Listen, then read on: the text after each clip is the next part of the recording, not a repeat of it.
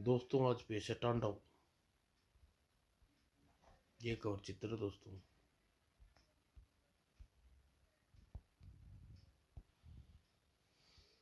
नीलगिरी के जंगलों में एक सोने की खान की खोज की गई, जिसके गर्भ में सदियों से दबा सोने का अर्थात भंडार। खान की चौकसी के लिए हथियारबंद सैनिक 24 घंटे तैनात थे। खान से निकलने वाले प्रत्येक मजदूर की तलाशी ली जाती थी और फिर भी सोने की को संभल कर नैल तरीका निकाल लेता था। गुड माइकल, तुम्हारा तरीका बहुत लाजवाब है। बॉस माइकल का दिमाग कंप्यूटर से भी तेज चलता है। और सोने मिट्टी के इस ढेर में छिपा थे सोने के अक्षय तत्व कण। और जोरी हीरानंद गुप्त तहखाने में सोने की कणों को मिट्टी अलग कर गुप्त पॉइंट लगा था। उसी से तैयार होते थे सोने के बिस्कुट। तस्करों का धंधा पूरे जोरों से चल रहा था। कल इस माल की हांगकांग डिलीवरी कर देना। Okay blew David. और दूसरी तरफ पुलिस प्रशासन परेशान था। क्या कारण है? हम आज तक तस्करों के इस गिरोह को नहीं पकड़ पाए जो स्वयं ब्लू डेविड अगर ऑर्गेनाइजेशन कहता है। सर, ब्लू डेविड ऑर्गेनाइजेशन के मेंबर इतनी सफाई से कार्य कर जाते हैं कि किसी को उसकी भनक भी नहीं लगती। हम हम यहाँ ब्लू डेविड ब्लू डेविड के कार्यों की तारीफ करने नहीं बल्कि उसे पकड़ने के लिए ठोस कदम उठाने के लिए खातिर एकत्रित हुए हैं। और इंस्पेक्टर विजय चौहान, मैं खास तौर पर हिदायत देता हूँ कि ब्लू डेविड के नाम पे शख्स को सिर्फ पकड़ने का इंतजाम करें। मुझे इस वर्दी की कसम है सर, जल्दी ही ब्लू डेविड को जेल की सलाखों के पीछे होगा। उदन ब्लू डेविड के सामने थे प्रोटीन, न्यूट्रॉन, इलेक्ट्रॉन और न्यूट्रॉन। तुम तीनों मेरे बाजू हो, प्रोटॉन, न्यूट्रॉन, इलेक्ट्रॉन। अपने हमें उस पूरी खान पर कब्जा करना है जो सोनी उगलती है। क्या तुम तैयार हो? हम आपके लिए हम आपके हुक्म के गुलाम हैं ब्लू डेविल। तो सुनो हमारी अगली योजना। पूरी योजना बनाने के बाद any question? No blue devil. और अगली सुबह काम ठीक ठाक चल रहा था। प्रत्येक मजदूर पर कड़ी नजर रखने के साथियों, हो सकता है इनमें कोई खान में सोना चुरा कर ले जाता हो। इन पर कड़ी नजर रखने की आवश्यकता नहीं। कौन है? Proton, electron, neutron. तुम क्या चाहते हो? कौन हो तुम? परिचय तो हमने दे दिया। चाहते ये हैं कि इन खान को छोड़कर दूर चले जाओ और भूल जाओ यहाँ कभी सोना की खान थी। पकड़ लो इनको, भागने ना पाए। इलेक्ट्रॉन का हाथ घूमा। डेविड के सेवकों पर हुक्म मानो वरना जान से हाथ धो बैठोगे। उफ, इसके शरीर पर तो करंट दौड़ रहा है। और फायर। पलक झपकते ही जवानों की गन आग गने आग उगलने लगी। तड़ तड़ तड़ तड़ तड़। पर गोलियों का उनके खरोच तक नहीं पहुंची। इंस्पेक्टर चौहान, तूने हम पर गोलियां चलाकर अपनी साथियों की मौत को न्योता दिया है। अब इससे पहले अपने साथियों का मौत का नज़ारा देख। धार धार धार। ओह। और फिर तीनों कहर ढाने लगे। बड़ाम, तड़ाक। और शोर शराबे की आवाज़ सुनकर मजदूर खान से बाहर निकले ही थे कि मौत की बाहों में समा गई। धड़ाम। और विजय जीप लेकर भागा। इस दाल उठा हुआ है, रुक जाओ बिलो डेविल के कुत्तों, वरना रॉकेट लॉन्चर से तुम्हारे जिस्म के परखच्चे उड़ा दूंगा। तभी धड़ाई और विस्फोट। स्वयं रॉकेट लॉन्चर के परखच्चे उड़ गई और तीनों एक साथ विजय चौहान पर वार करने वाले थे कि आवाज सुनकर फ्रीज हो गए। ठहरो, स्टॉप। इंस्पेक्टर छोड़ दो। लेकिन बुली डेविल, उसकी उसकी बात गूंजी आवाज नीचे से काट दी। यह इंस्पेक्टर जब जाकर अपने सरकार को हमारी शक्ति का परिचय कराएगा तो सरकार समय हमारे कामों में रोड़ा अटकाना बंद कर देगी। और फिर धुएं का विजय के चारों ओर छटने लगा। इंस्पेक्टर चौहान, मैं तुम्हें बेहोश कर रहा हूँ तुम्हें होश आएगा तो तुम पुलिस इंस्पेक्ट स्टेशन में पाओगे। खो खो खो खो। और तुम तीनों के हाथ बटाने के लिए डेविल फोर्स आ रही है। खान का सारा गोल्ड निकाल लेना, जो कम डेविल। और जब इंस्पेक्टर चौहान को होश आया, मैं कहाँ हूँ? तुम पुलिस स्टेशन में होना चाहिए था या न? शायद तुम नहीं जानते, पुलिस स्टेशन तुम्हें नहीं तुम्हारी लाश पहुंचाते। लेकिन मैं मैकम्बो हूँ, इस शहर में अंडरवर्ल्ड की दुनिया का बेताज बादशाह और बुली डेविल ऑर्गेनाइजेशन का कट्टर शत्रु। पर तुमने मेरी जान क्यों बचाई? मैकम्बो, तुम्हारी तुम्हारी फिलॉसफी कहती है कि दुश्मन का दुश्मन हमारा मित्र, और तुम ब्लू डेविल की जड़ को उखाड़ देना चाहते हो, और यही काम हम चाहते हैं। इसलिए हमें तुम्हारी जान बचाई। ब्लू डेविल के तुम्हारे फार्स का अंतिम संस्कार की तैयारी कर रही थी। थाने के सामने तुम्हें लटका ही दो इसको। सुबह जब इसकी लाश मिलेगी तो सरकार समझ समझेगी कितने ताकतवर है। उसी वक्त संयोग से हमारी वैन वहां से गुजरी। किंग, यह देखो, डेविल के आदमी किसी को ठिकाने लगा रहे हैं। बूंडालों ने अगले ही पल रिवॉल्वर गरजी और साथ ही गूंज उठे डेविल फार्स के तीनों आदमी की अंतिम चीखें। आह! और फिर ब्लू डेविल कहाँ रहता है? ब्लू डेविल का अड्डा हमें नहीं मालूम, लेकिन उसका राज न्यूटन, प्रोटॉन और इलेक्ट्रॉन के मुंह से गुलवा लेते। वे प्रलय के दूत हैं, उनका सामना करना आसान काम नहीं। उनका सामना तुम नहीं, मेरे तीन जांबाज करेंगे। रबड़ डेगा, मातुल और टाटाटोरो, ये तीनों लड़ाके ब्लू डेविल के विरुद्ध तुम्हारी मदद करेंगे।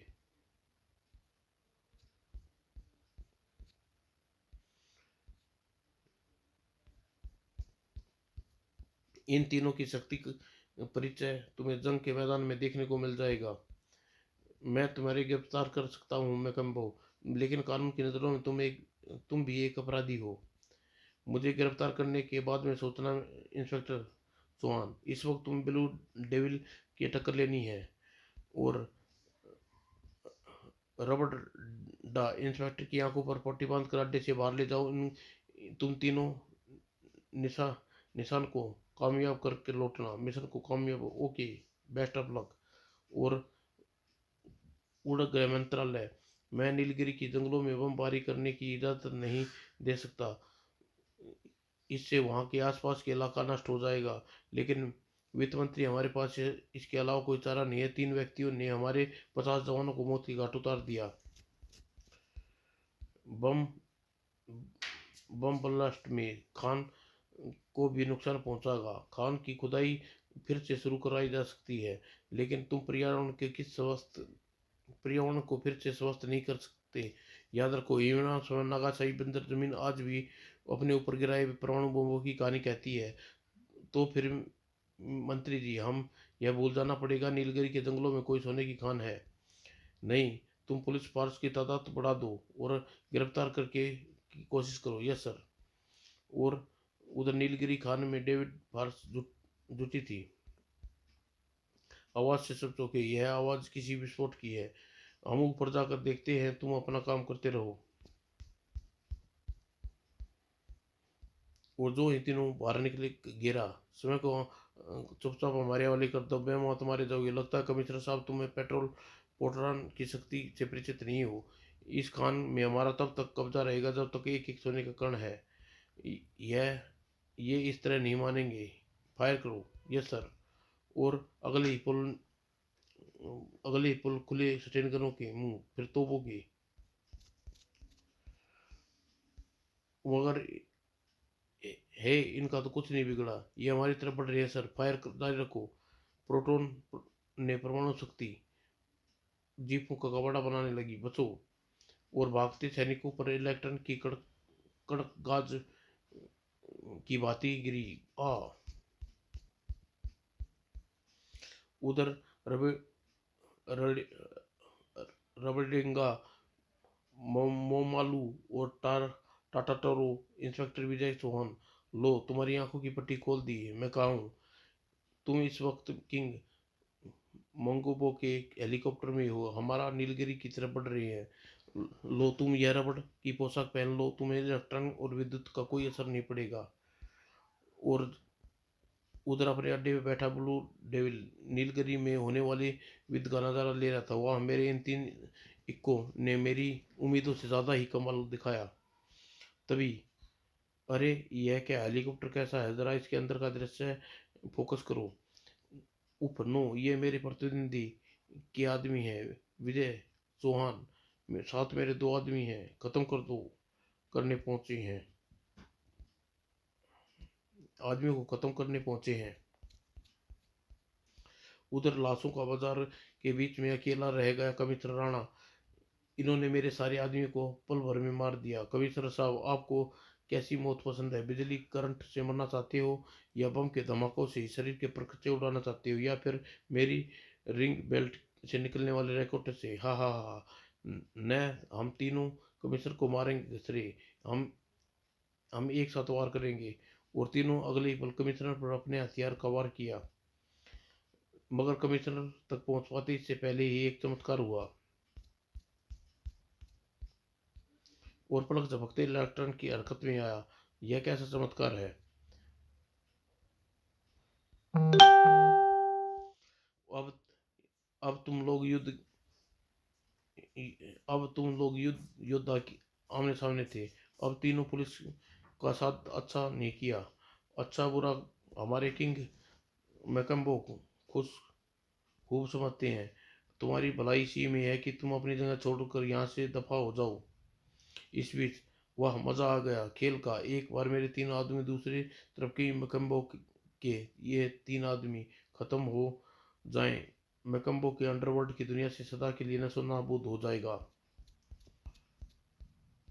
और तभी किंग का चेहरा उभरा। किंग मैकम्बो, डेविड, मैं प्रेक्षण यंत्र से तुम्हारे संपर्क कर रहा हूँ। मैं जानता हूँ कि तुम इस वक्त कहाँ छुपे हो। मेरा यह पूरा विनाश पूरा विश्वास है, यंत्र मेरी तस्वीर व आवाज कैच कर रहे होंगे।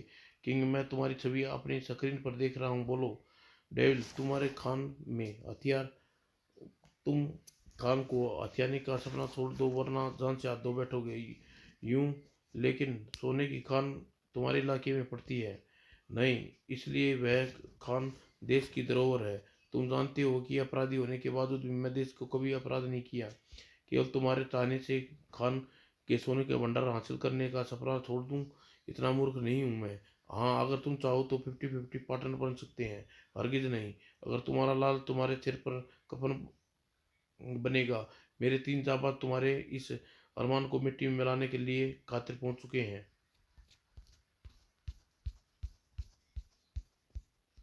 हाँ, मैं अपनी स्क्रीन पर देख रहा हूँ तुम्हारे तीन मैकम्बो अंडरवर्ल्ड के बेताज बादशाह, मेरे तीन सबसे बड़े प्रतिनिधि के आदमियों की बाजू में कितना दम है, खम है।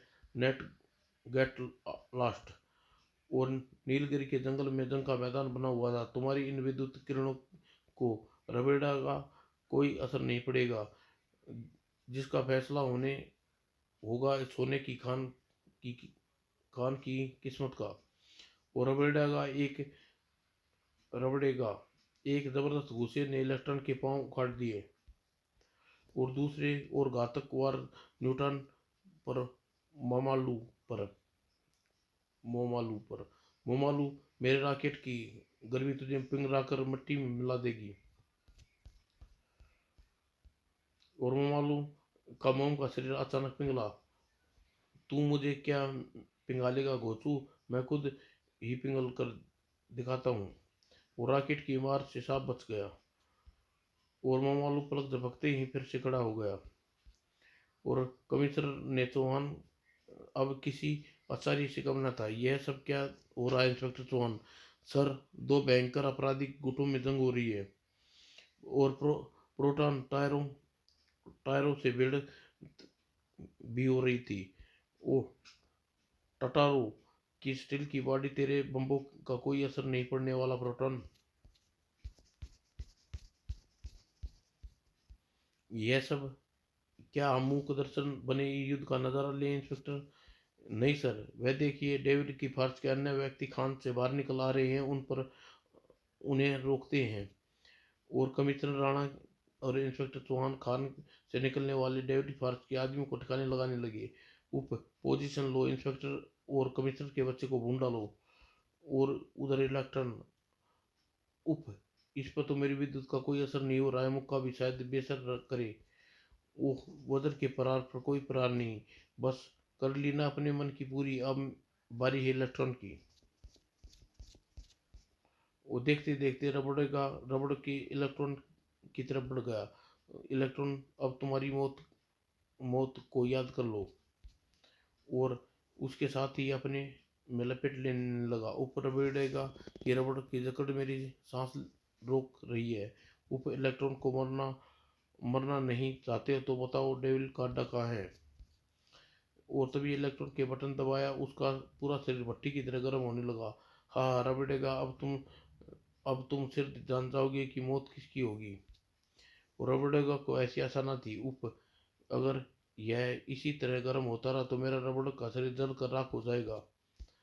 और रबड़ेगा इलेक्ट्रॉन्स के शरीर से अलग होना था, लेकिन नहीं रबड़ेगा, अब तुम मुझसे नहीं छोड़ सकता, जला कर राख कर दूंगा। तभी रबड़ेगा की नजर बहती नदी पर पड़ी। अगर इलेक्ट्रॉन्स इसमें गिर जाए तो इसका अंदर जनरेटर बंद हो सकता है। कौन करेगा वह काम? इंस्पेक्टर चौहान। इंस्पेक्टर चौहान, अरे रबड़ेगा की जान खतरे में है। रबड़ेगा, इंस्पेक्टर चौहान, अगर इस नदी में गिराओ वरना मैं मारा जाऊंगा। हाँ, मैं कोशिश करता हूँ। और इंस्पेक्टर ने विद्युत प्रहार किया। मैं तुम पे पहले भस्म कर दूंगा इंस्पेक्टर के बच्चे। तेरी इन विद्युत तरंगों से बचने के लिए मैंने करंट प्रूफ पोशाक पहनी हुई है। और चौहान रबड़ेगा की टांग पकड़ी। और रबड़ेगा की टांग खींच कर, इसे छोड़ूंगा नहीं इलेक्ट्रॉन, अब इस गुलेल से छुटा कंकड़ जाता है। और नहीं, वो मारा, अब मैं सीधा जाएगा नदी में।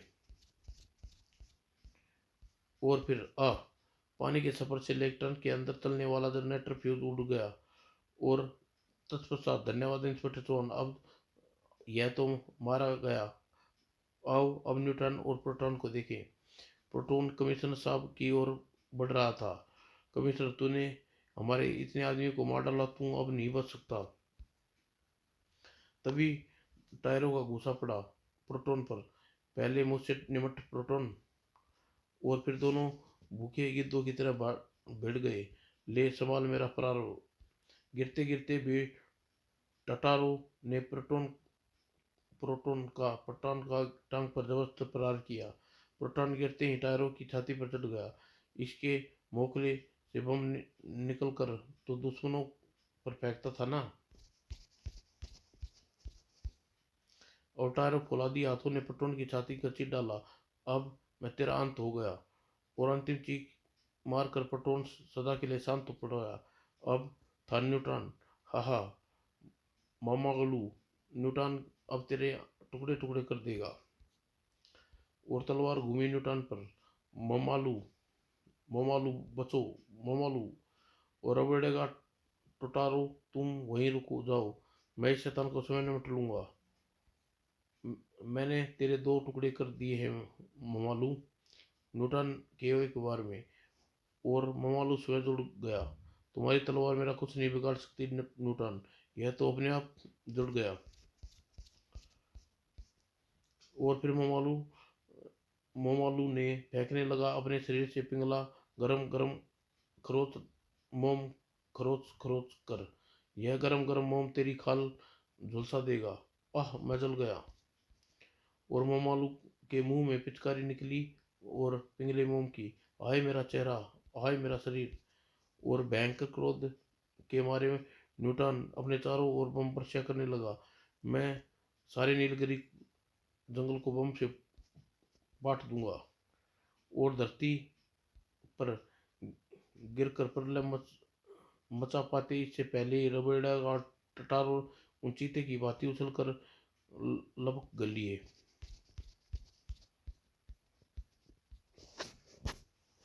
और अचानक ममालू का जिसम मोम की कतरे छूट कर न्यूटन पर बहा और उसकी बेल्ट की नलियों में घुस कर जम गया।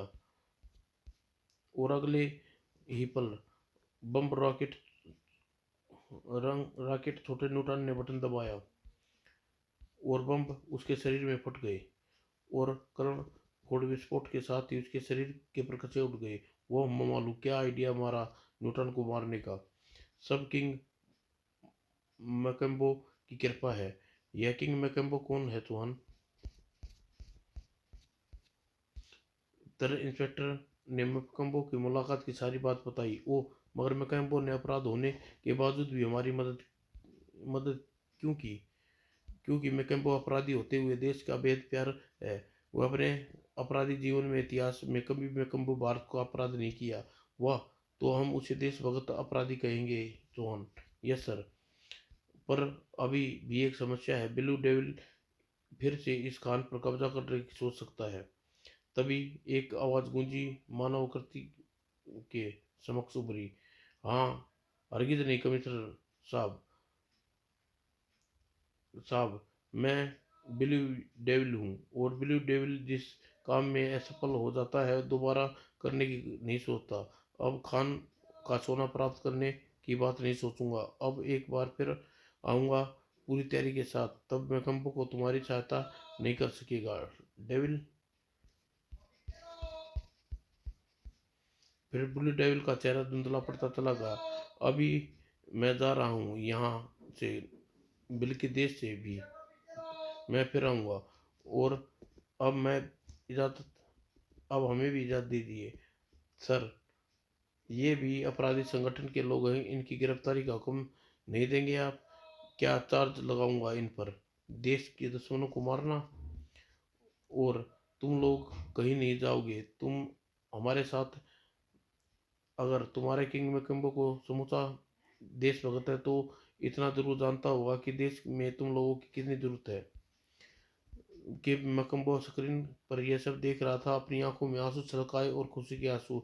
सही कह रहा है कमिश्नर, मुझे खुशी है कि मेरे आदमी अब देश की सेवा के लिए कार्यरत करेंगे।